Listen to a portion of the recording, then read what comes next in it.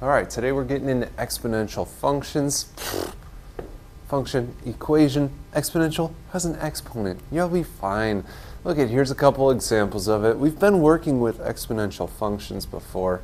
It shouldn't be any surprise. Evaluate each exponential function. So we have to evaluate y equals 5 to the x for x equals 2, 3, and 4. So we have to solve it 3 different times. So the input is usually called like the domain, and then the answers that you get is often called the range. So we'll list it kind of in that notation too. So when we're substituting in 2 for x, 5 to the second is 25. Great. And it wants us to evaluate it for 3 and 4. So y equals 5 to the third. 5 times 5 times 5 is 125. And then we're going to try it for 4. Y equals 5 to the fourth. And 5 times 5 times 5 times 5 is 625. Now we're going to list it kind of, if you look at part B, it lists it as a solution set. So that's what we're going to do as well. It's like those cute little parentheses that look like a sideways cartoon mustache. So you always list them from least to greatest. So the smallest answer we got was 25, then 125, then 625. That's how we're going to practice listing these. Cool. So that, again, the output, your answers, we're going to call the range. Input, what you're putting in for x, is called our domain. So trying this one, it says our domain is -3 and 6, meaning we're going to put in -3, solve it. We're going to put in 6 and solve it. So t of -3, that is just function notation. You don't need to do anything with the left side there. They're just saying, here's what you get when you put in -3 for n. 4 times 3 to the -3rd power. Now, negative exponents, you drop it under a 1, right? Or in this case, you could just drop it underneath the 4 since it's there. So we can make it 4 over 3 to the +3rd. Remember, once you move it, it changes from a negative exponent to a positive exponent. Now here, 3 to the third, 3 times 3 times 3, 3 times 3 is 9, times 3 is 27. So it comes out to 4/27. Great, that wasn't even that bad. And now we're going to try it with +6. So t of 6 equals 4 times 3 to the n power. These are where we're putting in these numbers. So times 3, sorry, 3 to the 6th. I have no idea what 3 to the 6th is. 3 to the 6th, 729. And then we'll multiply it by 4, 2,916. Now we're going to list them in that solution set like we were given. So our smaller number obviously is the 4/27ths. And then we have the 2,916. That's not bad, right? They give you the numbers to put in for x, or in this case n, and you just solve them.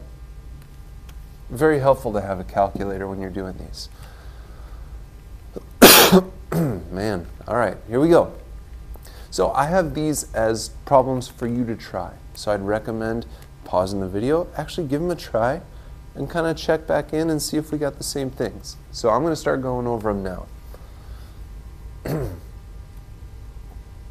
So they want us to put in -2, 0, and 3 for each one of these. So here, if we put in -2, 4 to the -2nd, I would rewrite as 1 over 4 to the 2nd, and then 4 squared is 16, so we have 1 over 16. Cool. Now we're going to try substituting in 0. 4 to the 0 power, anything to the 0 power is 1. And now we're going to put in 3. 4 to the 3rd power, 4 times 4 is 16, times 1 more 4 is 64. And we'll list that as a solution set, 1/16, 1/64. All right, this one's going to get a little more complicated. F of -2, 10 times 5 to the -2nd. I'm going to drop the 5 to the -2nd underneath and make it to the +2nd. 5 squared is 25. And then simplifying 10 25ths, they're both divisible by 5, so that would give us 2/5. All right, now we're going to try 0. F of 0 equals 10 times 5 to the 0. I know anything to the 0 power is 1, so this is just 10 times 1, which is 10. And the last one, putting in 3, 10 times 5 to the third. 5 to the third power is 125 times 10. You just put a 0 on it, 1250. So listing them from least to greatest, we have 2/5, 10th, and 1250. And then I'm going to assume this one's going to be the hardest one. All right. Negative, man, oh man, I'm sorry. G of -2 equals -2 times 3 to the -2nd. We're going to drop the 3 underneath. -2 over 3 to the 2nd. 3 to the 2nd is 9, so -2/9. Cool. All right, when we put in 0, g to the 0, -2 times 3 to the 0. Anything in the 0 power is 1. -2 times 1 is -2. And the last one, g of 3. -2 times 3 to the 3rd. 3 to the 3rd is 27. Times -2 is -54. So if we are listing these from least to greatest, the smallest one is actually this -54, then the -2, and then the -2/9. Fun! A true delight. What else we got? Oh, suppose 20 rabbits are taken to an island. The rabbit population then triples every half year. The function f of x equals 20 times 3 to the x, where x is the number of half-year periods, models this situation. How many rabbits would be left after 2 years? So look at kind of where the equation comes from. 20 is the starting amount of rabbits. And then it has this 3 with the exponent. And that comes from the fact that it says it triples. If that said it doubles, that number would be a 2. Eventually, we're going to have to create these equations ourselves. So if we can kind of piece some stuff together now, I think we're going to be great. And then again, x is the number of half-year periods. So we need to see how many there's going to be after 2 years. Let's say this is each a year. Here's 2 years. We're looking for the number of half-year periods. So each year has 2 halves. So it's going to triple this many times. There's 1, 2, 3, 4 different half-year periods. So we're going to substitute in 4 for x. So we're going to say f of 4 equals our initial 20 times, it triples 4 different times because there's 4 half-year periods in 2 years. Now 3 to the 4th power, 3 times 3 times 3 times 3 comes out to 81. We have to multiply that by 20. I know I could just do 81 times 2 and then put a 0 on it. 81, so 8 times 1 is 16, or 8 times 2 is 16, 1 times 2 is 2, so 81 times 2 is 162, but we're multiplying by 20, so we'll put a 0 on it. 1,620 rabbits. Great, unbelievable. Let's try another one. 10 animals are taken to an island. Then the population of these animals quadruples every year. Use the function f of x equals 10 times 4 to the x. How many animals will there be after 6 years? So again, look at where numbers came from. 10 was the starting amount of animals, and it said quadruples. That's where the 4 comes from. So after 6 years, f of 6 equals 10 times 4 to the 6th. We got to do 4 to the 6th power first. I don't know what that is. 4 to the 6th, 4096. 10 times 4,096. You multiply by 10, you put a 0 on the end, so that would be 40,960. What are we talking about here? Oh, just animals. Just your generic animal. That's a lot of creatures. I mean, it started with 10. That's wild. Things change in 6 years. All right, now we're going to graph them. And I think we have 2 graphs, if I recall. Oh, yeah, we do. So when the number with the exponent is larger than 1, it's called exponential growth. It's going to swoop up like you're climbing up a ramp. And if the number with the exponent is between 0 and 1, it's called exponential decay. It's going to start dropping. So this one is going to show growth. Now, we're going to need to choose some numbers to put in for x. I would always recommend, unless you're dealing with a fraction, to use our tried and true -2, -1, 0, 1, and 2. We're going to put these in for x. So we'll have 3 times 2 to the -2nd, 3 times 2 to the -1st, 3 times 2 to the 0, 3 times 2 to the 1st, and 3 times 2 to the 2nd.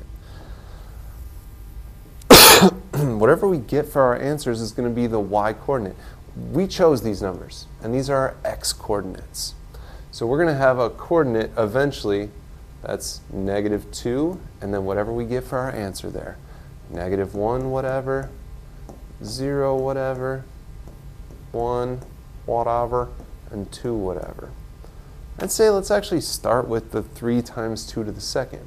2 squared is 4, so it's just 3 times 4, which is 12. That's not too bad. If we do 3 times 2 to the 1st, 2 to the 1st is just 2, so it's just 3 times 2, which is 6. Fun. 3 times 2 to the 0, 2 to the 0 is 1, so it's 3 times 1, which is 3.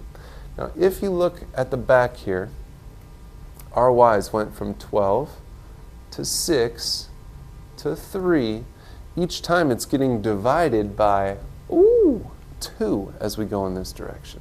So without even solving this one, we're just going to do 3 divided by 2. What's half of 3? It's 1.5. And then if you did half of 1.5, half of $1.50 is 75 cents. This one's going to come out to 0.75, which mathematically they do. Here the 2 to the -1st would go underneath, and 3 halves is 1.5. Here the 2 to the -2nd would go underneath, and that would give you 3/4. 3/4 is 0.75. So we're going to graph these coordinates. -2 and 0.75 is about there. We have -1 and 1.5. That's about there. 0, 3, 1, 6, and 2, 12 would be off of our chart.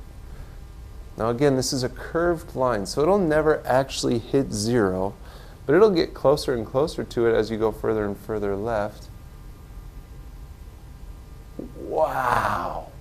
Fun! Look at that! Oh my goodness! Too much fun. All right, let's try another one. Oh, 0.5 times 2 to the x. So we're going to choose our same numbers here. We'll choose -2, and I'll just write them as a coordinate. We're going to choose -2, -1, 0, 1, and 2. These are the numbers we're going to put in for x. So we're going to have 0.5 times 2 to the -2nd, 0.5 times 2 to the -1st, 0.5 times 2 to the 0, 0.5 times 2 to the 1st, and 0.5 times 2 to the 2nd. Again, I look for, is there any easier way to do this? So I start down here, and I'm like, all right, I know 2 squared is 4. 0.5 times 4. Remember, 0.5 is half. What's half of 4? 2. If I go here, 2 to the 1st is just 2, so we have 0.5 times 2. Half of 2. Boop. 1.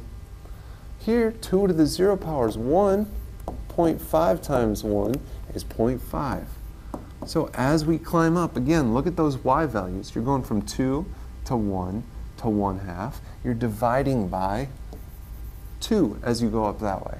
So think of 0.5 as 50 cents. Half of 50 cents is 25 cents. Half of 25 cents would be 12.5 cents. So that one's going to be 0.125. Now graphing these, -2 and 0.125, that's a real tiny decimal. We're at -1 1/4, 1/4. We're at 0 and 0.5, 1 and 2. So this is a little bit of a flatter, not quite as steep as our other one. Great. Look at that. Exponential functions. That was exponential fun.